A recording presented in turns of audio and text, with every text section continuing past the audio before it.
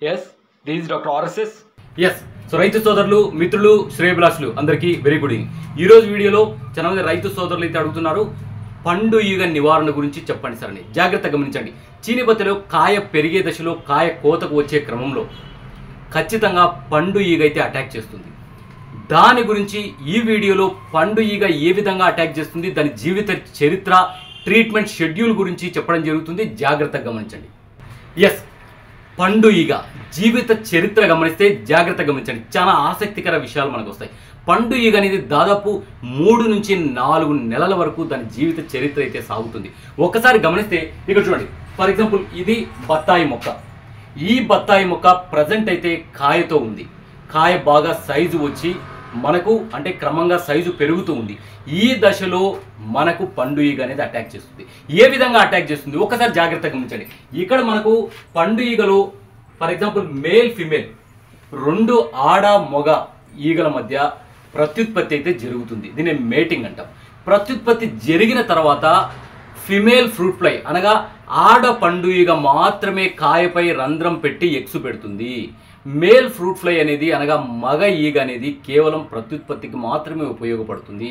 కాబట్టి ఇక్కడ మనకు కాయల మీద డ్యామేజ్ చేసేది అనగా కాయకు రంధ్రం చేసి గుడ్లు పెట్టి కాయ రాలిపోయేటట్లు చేసేది ఆడ ఈగ మాత్రమే.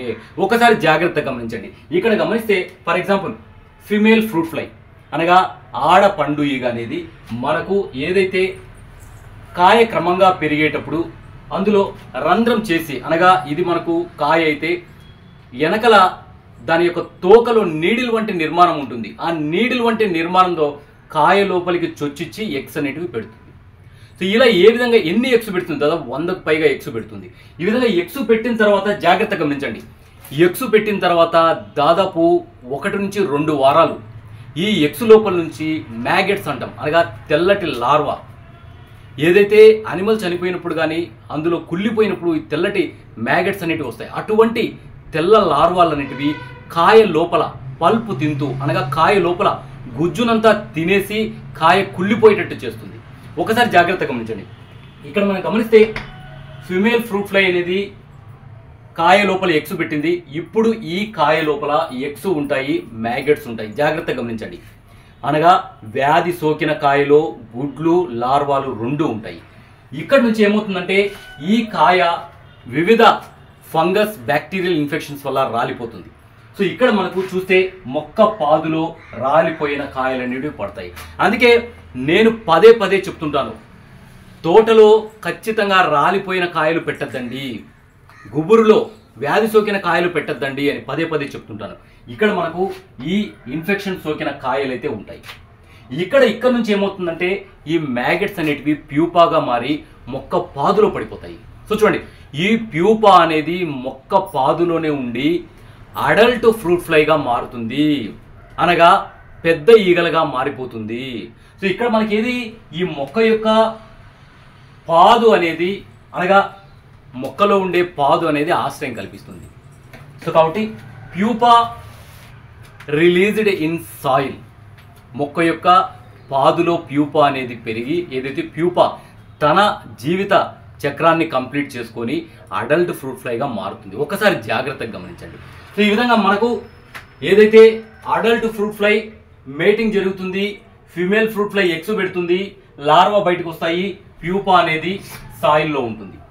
ఈ విధంగా పండు ఈగ అయితే జీవిత చరిత్రను కంప్లీట్ చేసుకుంటుంది. ఈ విధంగా పండు ఈగ 3 నుంచి 4 నెలల వరకు మనకు ఇన్ఫెక్షన్స్ అయితే కలిగిస్తుంది. దీనివల్ల కాయలపై ఫంగస్ ఇన్ఫెక్షన్, బ్యాక్టీరియల్ ఇన్ఫెక్షన్ సోకి కాయలు రాలిపోవడం జరుగుతుంది.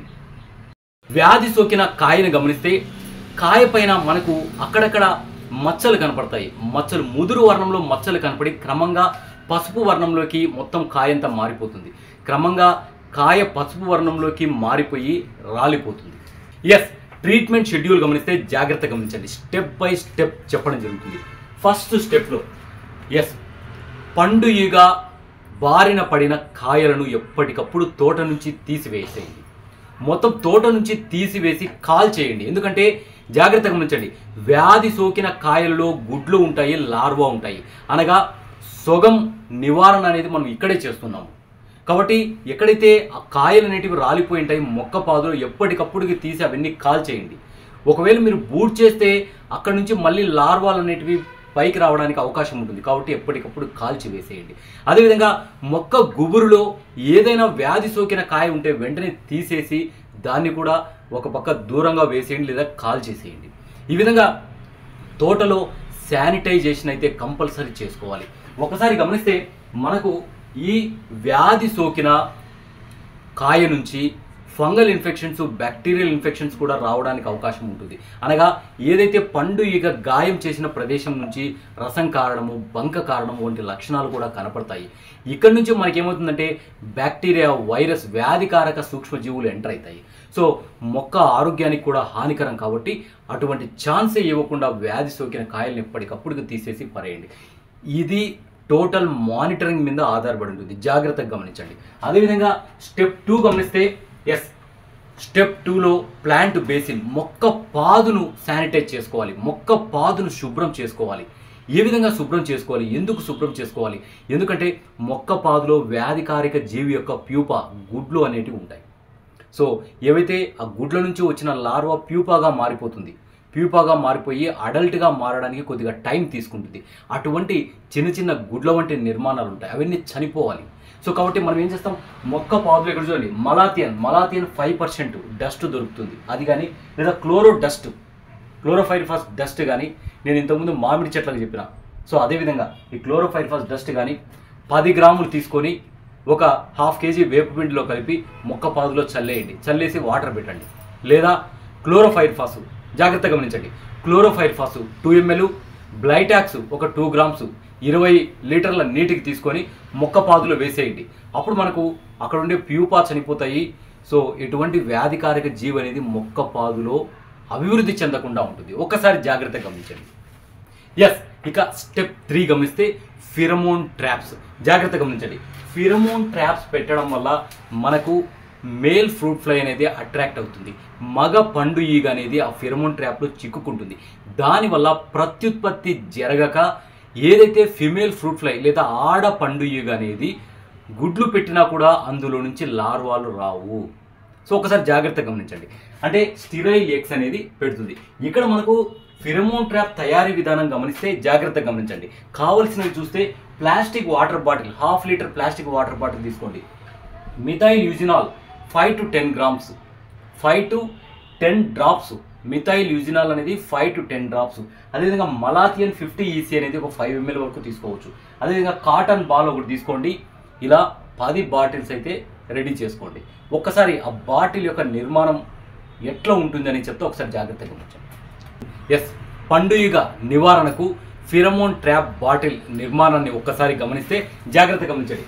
ఇది మనకు ఫిరమోన్ ట్రాప్ బాటిల్.